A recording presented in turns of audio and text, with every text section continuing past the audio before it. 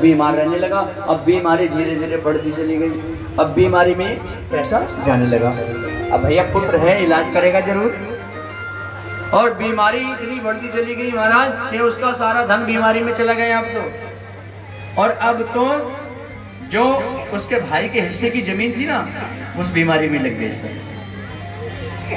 जो जायदाद उसके भैया के हिस्से की थी, जो मर गया था, उसको मरवा दिया था, तो उसके हिस्से की जो जमीन जायदाद थी वो सारी बीमारी में लग गई, बिक गई। और अब तो खुद की भी जमीन बिकने लगी धीरे धीरे, लेकिन आराम नहीं हुआ। अब इतना बीमार हो गया, इतना बीमार हो गया, खाट से लग गया। अब तो बस उसने पहचानना भी बंद कर दिया, इतनी बुरी हालत हो गई। अब उसकी पत्नी रोती। अब देखो एक दिन की बात है, खाट पर पड़ा है, उसका पिता उसके पास है। बोले बेटा तो ठीक हो जाएगा, चिंता मत कर, चिंता मत कर। तो जब इतनी बात कही तो अब वो उसका बेटा बोलने लगा, अरे भैया देखो अब हम चल रहे हैं। क्या कह के बोला, अरे भैया देखो अब हम चल रहे हैं, देखो बस। अब जब इतना कहा तो वो सोचने लगा भैया अब तो इसकी हालत खराब हो गई, इसने तो पहचानना ही बंद कर दिया। एक पिता को भैया कह रहा है, अरे बेटा मैं तेरा पिता हूँ। अरे नहीं पिता नहीं, तो मेरा भाई है, अब हम चलने हैं भाई। बोले भाई बेटा तो ठीक हो जाएगा, तो तेरी याददाश्त चली गई। बोले नहीं याददाश्त नहीं गई है, मैं सब कुछ जानता हूँ। तुम भूल गए हो लेकिन मैं थोड़ा ही भूल गया हूँ।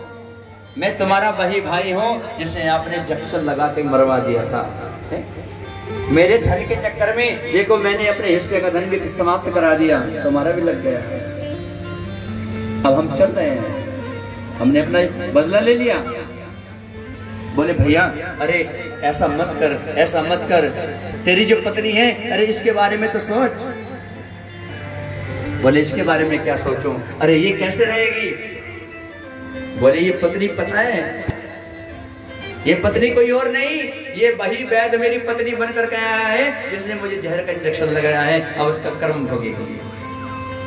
तो अवश्य में भोक्तव्यम कृतम कर्म शुभा शुभम ना भुक्तम क्षीयते कर्म जन्म कोटि सतैरपि। आपके अच्छे बुरे कर्मों का फल चाहे आप करोड़ जन्म लेने के बाद भोगे, लेकिन भोगना पड़ेगा आपको। इसलिए भैया सावधान रहा करो, किसी के धन को मत हड़पना, किसी के धन को हड़पने की कोशिश मत करना, जायदाद को हड़पने की कोशिश मत करना, वरना आप बेकार हो जाओगे, कहीं के नहीं रहोगे। यहाँ बहुत प्रमाण है ऐसे, जो दूसरे के धन का हड़प करता है, उसको हड़पता है महाराज, कोई पानी देने वाला भी नहीं बचता उस घर में। इसलिए किसी के धन को मत हड़पो। तो यहाँ पर देखो सुदामा जी महाराज भगवान के परम मित्र हैं। सुदामा जी, सुदामा, सुदामा का अर्थ है जिसका दामन सुंदर है, जिसके चरित्र में कोई दाग नहीं है, वो सुदामा है। कृष्ण अस्यासीद सखा कश्चिद ब्राह्मणो ब्रह्मवित्तमं विरक्त इंद्रियार्थेषु प्रसन्न आत्मा जितेंद्रियः। सुदामा जी बचपन से विरक्त हैं, इंद्रियों में सुदामा की विरक्ति है, अपनी इंद्रियों को अपने बस में रखते हैं सुदामा जी। सुदामा ऐसा चरित्र है सुदामा जी का, लेकिन हम लोगों ने भैया सुदामा जी के चरित्र को बहुत गंदा कर दिया है। कोई धक्के मारते हैं, कोई कुछ करते हैं, लेकिन सुदामा जैसा तो कोई ब्राह्मण हो ही नहीं सकता जैसे सुदामा जी है। पत्नी है सुशीला उनकी, सुशीला, जो सुशील है, सुंदर आचरण है, वो सुशीला है। ऐसी पत्नी है, आज तक कभी ये नहीं कहा, कोई इच्छा प्रकट नहीं की अपने जीवन में।